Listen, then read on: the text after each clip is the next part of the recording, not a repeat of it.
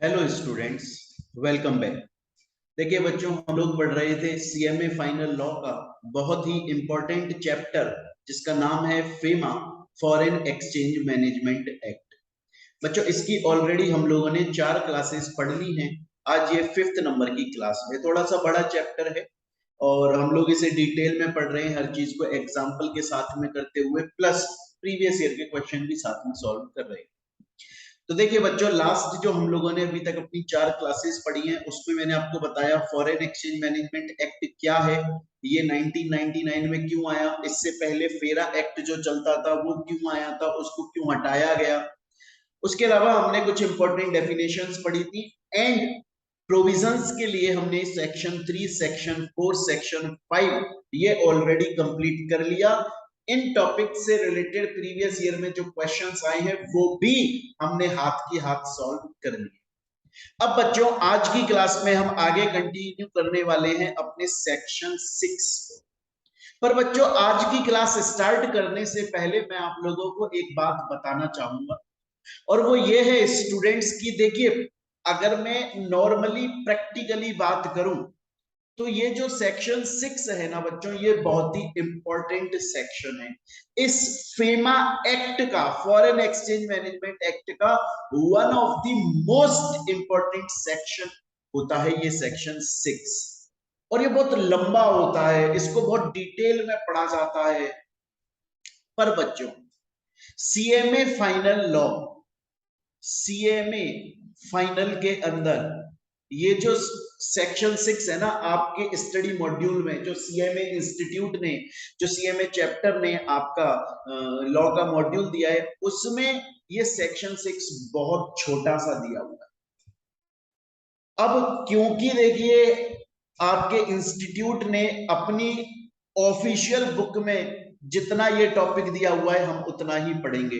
हाँ, अगर आप सीएस कंपनी सेक्रेटरी कोर्स कर रहे होते बच्चे, या आप चार्टेड अकाउंटेंट सीए का कोर्स कर रहे होते, तो ये सेक्शन अकेला कम से कम 2 क्लासेस ले जाता।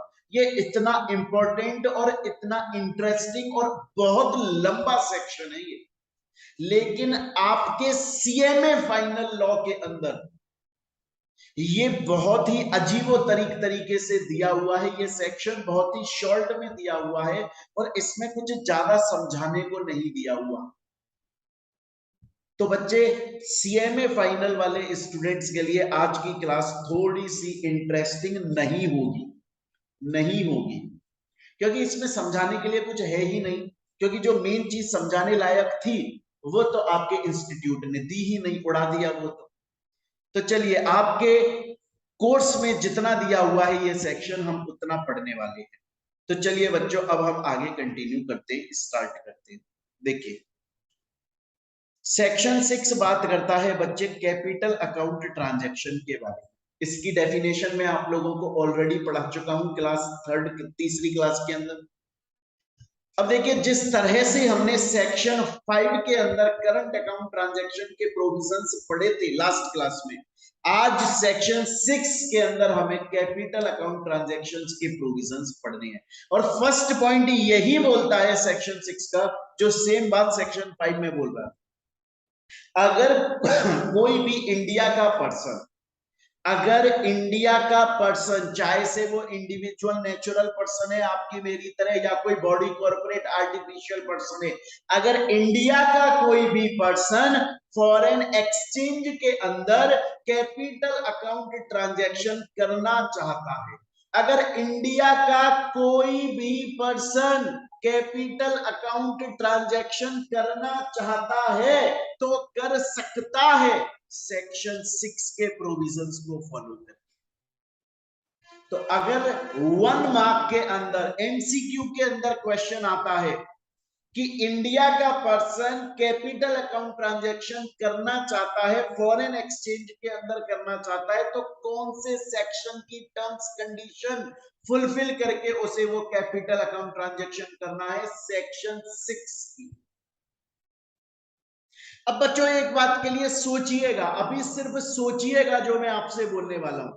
सपोज कीजिए कि आरबीआई ने या सेंट्रल गवर्नमेंट ने कुछ ट्रांजैक्शन स्पेसिफाई कर दिए, सपोज कीजिए, हम उन्हें डिटेल में पढ़ने वाले हैं, पर अभी के लिए सपोज कीजिए कि आरबीआई ने या सेंट्रल गवर्नमेंट ने कुछ सेक्शंस, कुछ ट्रांजैक्शन स्पेसिफाई कर दिए और बोल दिया कि ये ट्रांजैक्शन कैपिटल अकाउंट ट्रांजैक्शन है, सेक्शन 6 के प्रोविजन को फॉलो करके आप कर सकते हो। सपोज करो आरबीआई और सेंट्रल गवर्नमेंट ने ऐसा बोल दिया। मेरा क्वेश्चन आपसे ये है कि आज सेंट्रल गवर्नमेंट ने या आरबीआई ने बोल दिया ये वाला ट्रांजैक्शन कैपिटल अकाउंट ट्रांजैक्शन है, आप सेक्शन 6 के प्रोविजन को फॉलो करके इसको कर सकते हो। क्या आरबीआई और सेंट्रल गवर्नमेंट के पास में इतनी पावर है, कल को फ्यूचर में वो कोई रेस्ट्रिक्शन लगा सकती है, वो कोई लिमिट लगा सकती है? कल को अगर आरबीआई को ऐसा लगे, सेंट्रल गवर्नमेंट को ऐसा लगे कि यार हमारे इंडिया का जो आदमी है वो देखो इतने सारे कैपिटल अकाउंट ट्रांजैक्शन कर रहा है, इनमें से ये वाला जो कैपिटल अकाउंट ट्रांजैक्शन है इसको रेस्ट्रिक्ट कर देते, इस पे कोई कंडीशन लगा देते। अगर इंडिया का कोई भी बंदा इस वाले पर्टिकुलर कैपिटल अकाउंट ट्रांजैक्शन को फॉरेन एक्सचेंज में करना चाहेगा तो उसको ये कंडीशन पहले फुलफिल करनी पड़ेगी। आज नहीं है, भले से वो कंडीशन आज नहीं है, क्या कल को आरबीआई या सेंट्रल गवर्नमेंट वो कंडीशन लगा सकती है? जी बिल्कुल लगा सकती है। तो बच्चों अभी तक मैंने आप लोगों को 2 पॉइंट पढ़ाए, ध्यान से देखिए। एक तो मैंने आपको बताया कि अगर कोई भी पर्सन फॉरेन एक्सचेंज के अंदर कैपिटल अकाउंट ट्रांजैक्शन करना चाहता है, ऑथोराइज्ड पर्सन के थ्रू कर सकता है, इस सेक्शन 6 की सभी टर्म्स कंडीशन को फॉलो कर। बच्चों दूसरा फिर मैं आपको बता रहा हूं कि रिजर्व बैंक आरबीआई जो है वो सेंट्रल गवर्नमेंट से कंसल्ट करके कल को रेस्ट्रिक्शन इंपोज कर सकता है या अलग से परमिशन दे सकता है, मतलब टर्म्स कंडीशन चेंज कर सकता है या फिर कोई लिमिट भी अप्लाई कर सकता है। स्टूडेंट बोलता है सर मेरे को आपकी यहां तक की बात समझ में आ गई, लेकिन अब एक क्वेश्चन आ गया सर मुझे। मैंने बोला बताओ बेटे तुमको क्या क्वेश्चन है? बोला सर मुझको ये क्वेश्चन है कि आप बोल रहे हैं कि आरबीआई कल को फ्यूचर में किसी पर्टिकुलर कैपिटल अकाउंट ट्रांजैक्शन के लिए कोई नई टर्म्स कंडीशन ला सकता है। कल को आरबीआई सेंट्रल गवर्नमेंट से कंसल्ट करके ये बोल सकता है कि ये वाला कैपिटल अकाउंट ट्रांजैक्शन अगर आपको करना है तो उसके लिए इतनी लिमिट है या ये परमिशन लेनी पड़ेगी, फलानी अथॉरिटी से पूछना पड़ेगा। ऐसा कल को आरबीआई कोई नया प्रोविजन ला सकता है, पावर है। पर सर एक क्वेश्चन है मेरा, और सर वो क्वेश्चन ये है कि सपोज कीजिए कि मोहित बंसल सर ने यूएसए से लोन लिया हुआ है और आज मोहित, अब यूएसए से लोन लिया तो कौन सी करेंसी में लिया? डॉलर्स में लिया। आज मोहित बंसल सर उस लोन को रीपे कर रहे हैं या रीपे करना चाहते हैं। क्या आरबीआई या सेंट्रल गवर्नमेंट, अगर मोहित बंसल सर आज उन्होंने जो फॉरेन से लोन लिया था उसको रीपे करना चाहते हैं, ऑब्वियस बात है डॉलर्स में रीपे करूंगा मैं, क्या कोई नया टर्म कंडीशन आरबीआई अप्लाई कर सकता है? अभी अभी हमने पढ़ा कि आरबीआई और सेंट्रल गवर्नमेंट के पास पावर है, वो फ्यूचर में किसी भी कैपिटल अकाउंट ट्रांजैक्शन के लिए कोई नई टर्म कंडीशन ला सकता है। लेकिन दो एक्सेप्शन है जहां फ्यूचर में आरबीआई भी, सेंट्रल गवर्नमेंट भी, उनके पास भी पावर नहीं है कि वो रेस्ट्रिक्शन लगा दे या कोई प्रोविजन लगा दे। कौन सी दो बातों पर नहीं, कौन से दो ट्रांजैक्शन पे नहीं लगा सकते? पहला, अगर इंडिया का पर्सन जिसने फॉरेन से लोन लिया हुआ है और अब वो उसको रीपे करना चाहता है तो कोई रेस्ट्रिक्शन नहीं लगाई जा सकती। अरे ये बात समझ में। दूसरा, सपोज कीजिए टाटा कंपनी है और टाटा कंपनी का ऑर्डिनरी बिजनेस, मतलब उसका जो एक्चुअल बिजनेस है, जो काम है उसका, वो है टाटा प्ले वाली, वो है टाटा प्ले की जो पहले टाटा स्काई था ना, टीवियों की छतरियां बनती थी, वो मैन्युफैक्चर करना, ठीक है। और सेटअप बॉक्स मैन्युफैक्चर करना, ये उसका ऑर्डिनरी काम है, ये वो एक्चुअल काम है टाटा का, मान लो। और अब टाटा जो है वो क्या करना चाहती है, इन्वेस्टमेंट करना चाहती है फॉरेन में। सपोज कीजिए कि आज एग्जांपल के तौर पे सपोज कीजिएगा टाटा ने यूएसए में अपना इन्वेस्टमेंट किया और एक नई ब्रांच ओपन कर दी। और वो ब्रांच में काम क्या होता है, ऑर्डर वही काम होता है जो उसका एक्चुअल ऑर्डिनरी बिजनेस है।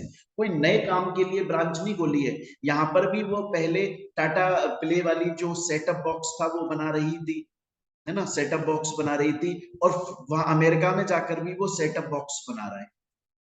तो इन्वेस्टमेंट कर रहा है जिसके ऊपर अब डेप्रिसिएशन लगेगा। क्या इस पर रेस्ट्रिक्शन लगा सकता है आरबीआई? इस पर नहीं लगा सकता। तो याद रखिएगा बच्चों कि अगर कोई भी, दोबारा सुन ले, बहुत आराम से सुन ले, कोई भी इंडिया का कोई भी पर्सन अगर फॉरेन एक्सचेंज में कैपिटल अकाउंट ट्रांजैक्शन में डील करना चाहता है, कर सकता है, ऑथराइज्ड पर्सन के थ्रू कर सकता है, लेकिन सेक्शन 6 की कंडीशन को फॉलो करके। आरबीआई और सेंट्रल गवर्नमेंट के पास पावर है, वो फ्यूचर में कल को टर्म्स कंडीशन में चेंज ला सकती है, नई परमिशन या नई लिमिट स्पेसिफाई कर सकती है, बट दो केसेस में नहीं कर सकती। पहला, जहां पर इंडिया के बंदे ने फॉरेन से लोन लिया हुआ है और उसको रीपे करने चाहता है। दूसरा, कि इंडिया की कोई कंपनी है जिसने जो अपना ऑर्डिनरी कोर्स ऑफ बिजनेस है, जो उसका एक्चुअल धंधा है, उसी चीज को वो फॉरेन में जाकर इन्वेस्टमेंट कर रही है, डेप्रिसिएशन लगवा रही है, उस पर भी कोई रेस्ट्रिक्शन नहीं लग सकती। स्टूडेंट बोलता है सर यहाँ तक आपने मुझे 2 पॉइंट पढ़ाए, दोनों की दोनों पॉइंट मुझे बहुत अच्छे से समझ में आ गए हैं, यहाँ तक क्लियर हो चुका है सर, आगे चलते। अब बच्चों एक चीज बड़े ध्यान से सुनिएगा, अभी ना आगे मैं आपको पढ़ाऊंगा, और मैं एक चीज और बता देता हूं, अभी भी मैं आपको जितना ये सेक्शन 6 पढ़ा रहा हूं ना बच्चों, उतना सीएमए फाइनल लॉ के मॉड्यूल में नहीं दिया हुआ। सीएमए फाइनल लॉ के मॉड्यूल में सिर्फ 4-5 पॉइंट दिए हुए हैं सेक्शन 6 के लिए, सिर्फ 4-5 पॉइंट देकर खत्म कर दिया है उसको, जबकि सेक्शन 6 बहुत बड़ा है, बहुत बड़ा है, सेक्शन 5 से भी बड़ा है, पर दिया ही नहीं है आपके मॉड्यूल में। लेकिन फिर भी मैं उसको थोड़ा सा और डिटेल में समझा रहा हूं, बाई चांस अगर एग्जाम में आ गया इससे क्वेश्चन तो आप कम से कम कर पाओगे। आपके सिलेबस में नहीं दिया हुआ है, फिर भी मैं एक्स्ट्रा में करवा कर चल रहा हूं, ये सोचकर कि कल को एग्जाम में आया तो कम से कम आप अटेम्प्ट कर पाओगे। तो मेरी बात ध्यान से सुनो, ये जो सेक्शन 6 के अंदर कैपिटल अकाउंट ट्रांजेक्शन है ना बच्चों, इनको 3 कैटेगरीज में डिवाइड किया है।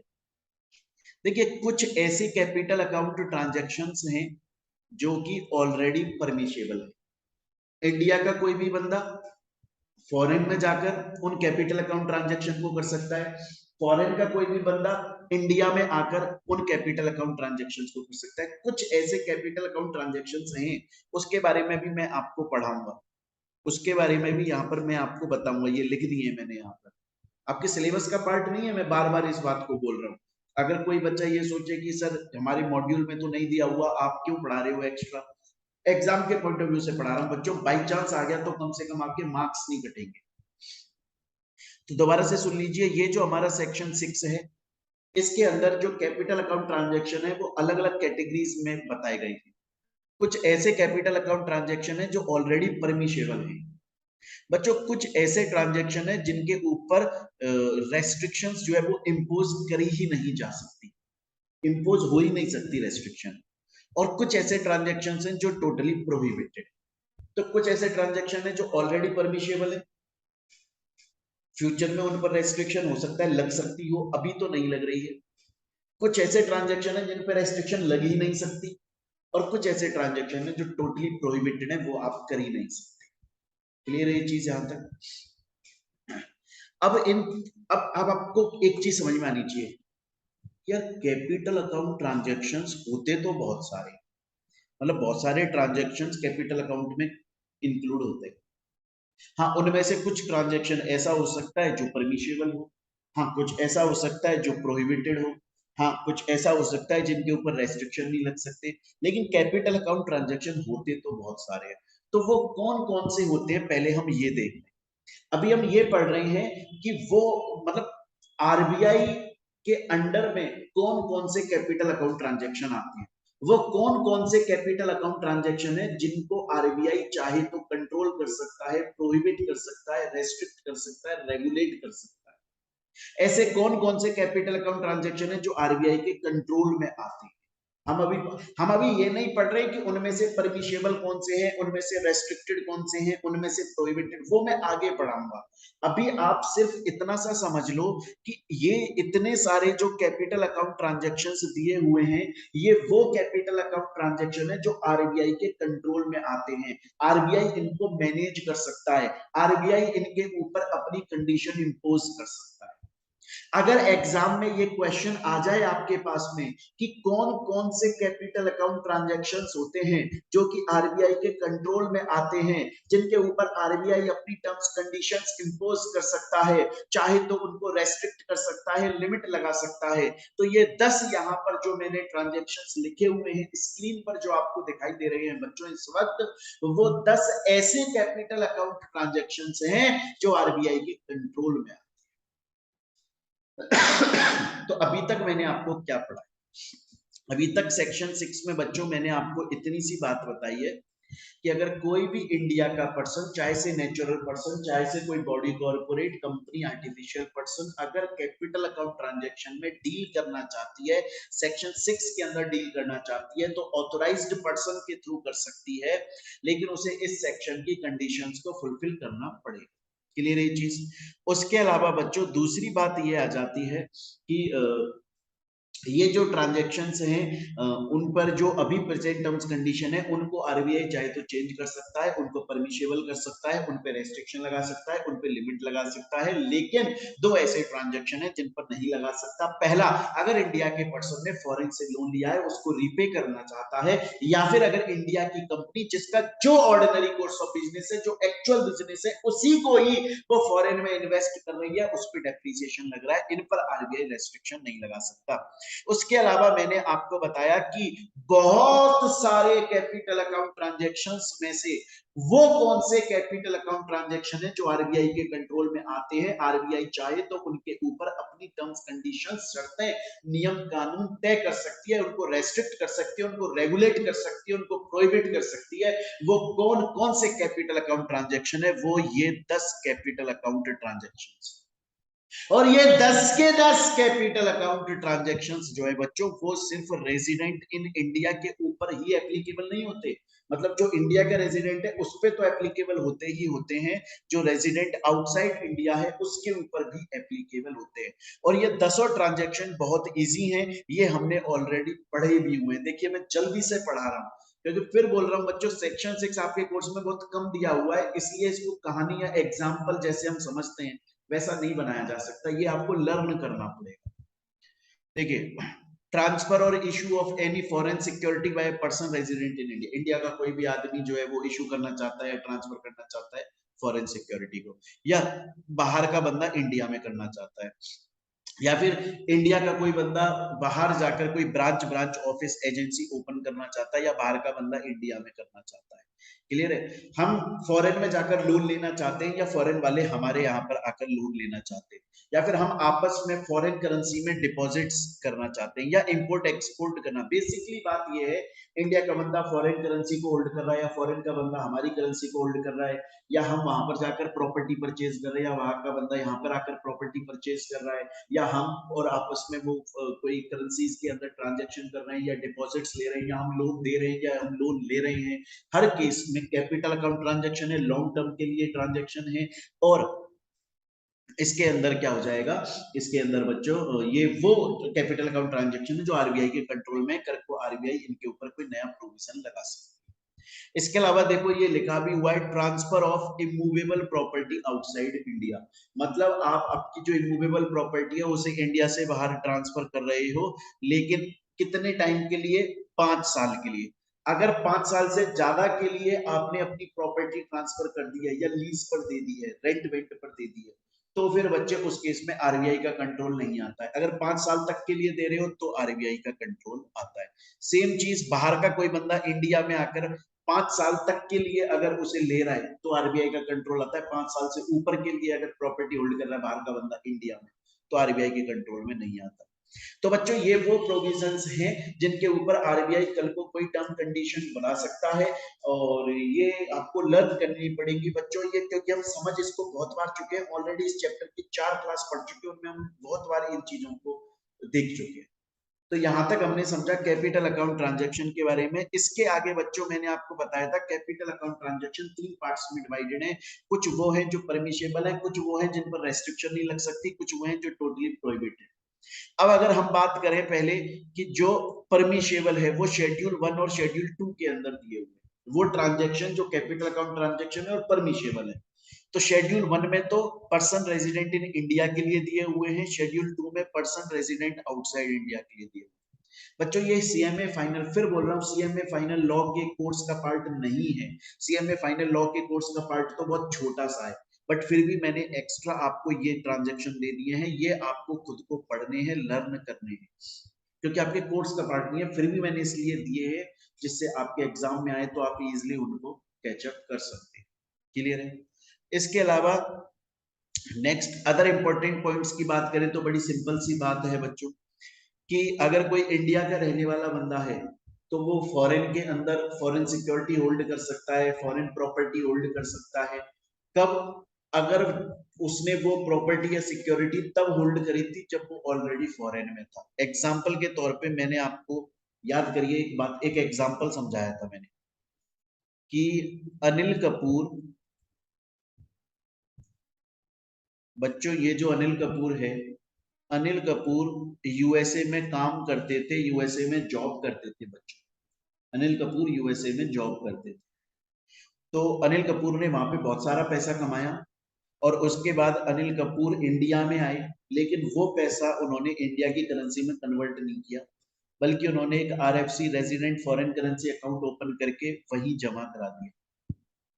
तो इस पैसे से, क्योंकि ये पैसा अभी भी फॉरेन करेंसी में यूएसए के डॉलर्स में, उन्होंने इंडिया में इसको, वो खुद इंडिया में आ गए लेकिन ये पैसा कन्वर्ट नहीं किया, तो इस पैसे से वो फॉरेन में कुछ भी चीज होल्ड कर सकते हैं, कुछ भी चीज परचेज कर सकते हैं, है ना। इस ये जो स्टेटमेंट है इसका क्लैरिफिकेशन यहाँ पे लिखवाया है, देखो ये लिखा हुआ है, जब वो इंडिया से बाहर थे उस वक्त उन्होंने जो फॉरेन करेंसी अकाउंट ओपन किया था वहां से कुछ खरीद रहे, या फिर जब वो इंडिया में बाहर थे तब उनको कोई चीज इनहेरिटेंस में या गिफ्ट मिली थी।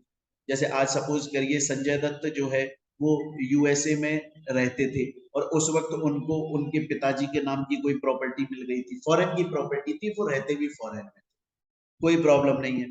या फिर मानकर चलिए कि उनको इनहेरिटेंस में कोई प्रॉपर्टी मिली थी फॉरेन में, अब उस पर इनकम हो रही है, तो उस पर कोई प्रॉब्लम नहीं है। क्लियर है ये चीज? ये सेम चीज यहाँ पर बताई हुई है। ये अभी तक हमने रेजिडेंट इन इंडिया के लिए पढ़ा, सेम चीज रेजिडेंट आउटसाइड इंडिया के लिए भी अप्लाई होती है।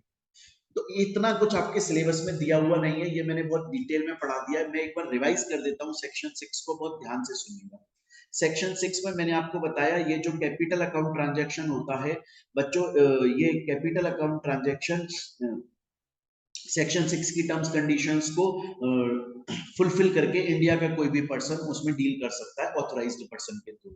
आरबीआई या सेंट्रल गवर्नमेंट कल को नई कंडीशन लगा सकती है, बट दो केसेस में नहीं लगा सकती है। पहला, इंडिया की कोई कंपनी है जो अपने ऑर्डिनरी कोर्स ऑफ बिजनेस का बाहर इन्वेस्टमेंट कर रही है, उस पर डेप्रिसिएशन लग रहा है, या फिर इंडिया के किसी बंदे ने फॉरेन से लोन लिया था और उसका रीपेमेंट कर रहे हैं। इसके अलावा नेक्स्ट बात ये आ जाती है बच्चों कि बहुत सारे ऐसे ट्रांजैक्शंस होते हैं जो आरबीआई के कंट्रोल में होते हैं, आरबीआई के ऊपर नई रूल्स रेगुलेशंस लगा सकती है। क्लियर है? और ये रेजिडेंट इन इंडिया और रेजिडेंट आउटसाइड इंडिया दोनों के ऊपर एप्लीकेबल होते हैं। ये यहाँ पर मैंने आपको बताई थी। इसके अलावा मैंने आपको बताया कैपिटल अकाउंट ट्रांजैक्शन में 3 टाइप की कैटेगरीज में ट्रांजैक्शंस होते हैं। एक तो होते हैं वो ट्रांजैक्शन जो ऑलरेडी परमिशेबल है, एक होते हैं वो ट्रांजैक्शन जिन पे रेस्ट्रिक्शन नहीं लग सकती, एक होते हैं वो ट्रांजैक्शंस जो कि टोटली प्रोहिबिटेड होते हैं। वो ट्रांजैक्शन जो कि कंप्लीटली परमिशेबल होते हैं वो शेड्यूल 1 एंड शेड्यूल 2 के अंदर आते हैं। शेड्यूल 1 में रेजिडेंट इन इंडिया के लिए आते हैं, शेड्यूल 2 में रेजिडेंट आउटसाइड इंडिया के लिए आते हैं। इसके अलावा नेक्स्ट बात मैंने अदर इंपॉर्टेंट पॉइंट्स में एक पॉइंट बताया आपको कि इंडिया का कोई भी पर्सन फॉरेन की सिक्योरिटी विक्योरिटी और करेंसी होल्ड कर सकता है अगर उसने तब होल्ड करी थी जब वो फॉरेन में रहता था या फॉरेन करेंसी अकाउंट से उसने परचेज किया, या फिर जब वो फॉरेन में रहता था उसे गिफ्ट मिल गई थी या इनहेरिटेंस में मिल गई थी या उस पर कोई इनकम कमा रहा है। यहां तक की बात आपको समझ में आ गई होगी। अब चलते हैं हम हमारे नेक्स्ट पॉइंट पे, जो कि है सेक्शन 7। इसके अंदर भी बहुत ज्यादा क्लैरिफिकेशन नहीं दिया हुआ है आपके मॉड्यूल के अंदर, बहुत ही सिंपल सा दिया हुआ है। हालांकि अगर आप चाहो, ये मैं कोई सजेशन नहीं दे रहा हूं, बट हाँ, एग्जाम पॉइंट ऑफ व्यू से ये इंपॉर्टेंट नहीं है एग्जाम। जबकि एक्चुअली मैं बताऊं, फेमा चैप्टर के अंदर इंपोर्ट एंड एक्सपोर्ट का प्रोविजन सब पढ़ते हैं। इंपोर्ट सेक्शन 5 में आता है, एक्सपोर्ट सेक्शन 7 में आता है। लेकिन सीएमए फाइनल लॉ के मॉड्यूल में सीएमए इंस्टीट्यूट ने इनके बारे में ज्यादा कुछ दिया नहीं है। सीएस और सीए कोर्स के अंदर बहुत दिया है, सीएमए में नहीं दिया है। इसलिए वही बात, कितना सा बोला हुआ है, बड़े ध्यान से सुनिएगा। ये बोल रहे हैं कि अगर कोई भी पर्सन, मैं यहां लिख भी देता हूं, कि अगर कोई भी पर्सन या इंडिया से फॉरेन में एक्सपोर्ट कर रहा है, तो एक्सपोर्ट करने से पहले उसे आरबीआई को बताना पड़ेगा वो क्या मटेरियल एक्सपोर्ट कर रहा है और कितनी वैल्यू का कर रहा है, जिससे उसके ऊपर टैक्स लग जाए।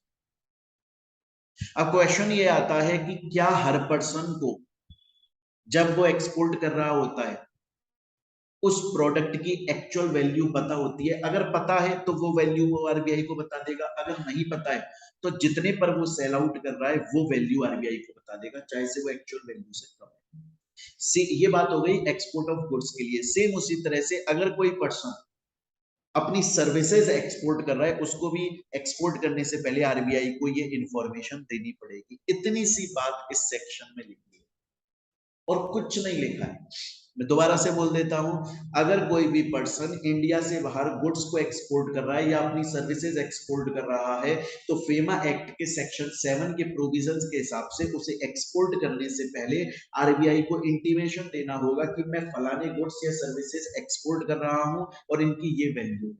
अगर वैल्यू उस वक्त असर्टेनेबल है, डिटरमाइन हो सकती है, बतानी पड़ेगी। अगर नहीं डिटरमाइन हो रही है तो वो ये बता देगा वो कितनी प्राइस पर बेच। तो बच्चे ये हैं आपके सेक्शन 6 और 7।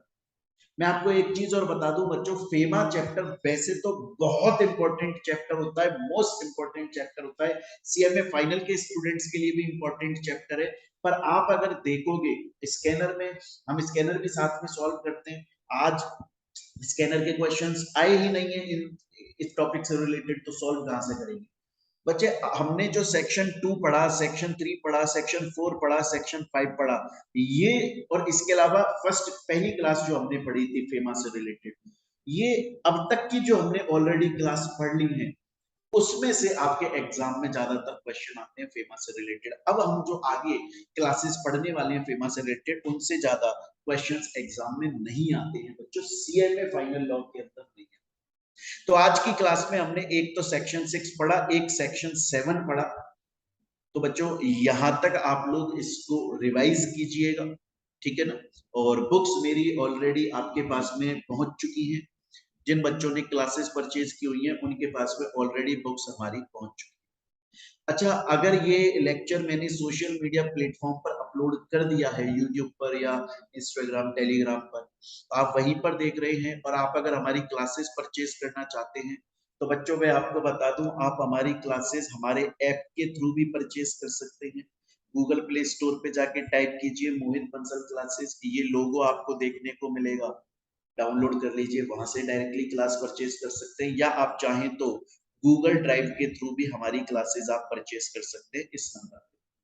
बच्चों हमारी बहुत ही नॉमिनल फीस होती है, उसमें आपको क्लासेस भी मिलती हैं, प्लस आपको हार्ड कॉपी नोट्स मिलते हैं, होम डिलीवरी होती है, सॉफ्ट कॉपी भी मिलते हैं, हार्ड कॉपी भी मिलती है, प्लस एमसीक्यू, हर चैप्टर का आपको इंपॉर्टेंट चैप्टर के एमसीक्यू नोट्स और क्लासेस भी मिलती है, प्लस स्कैनर तो क्लास में सॉल्व करवाया जाता है, वो आपने इतनी क्लासेस पढ़ी हुई हैं तो वो देखा हुआ होगा।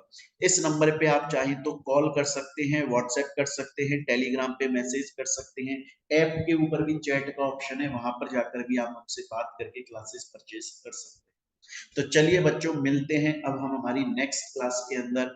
थैंक यू बच्चों।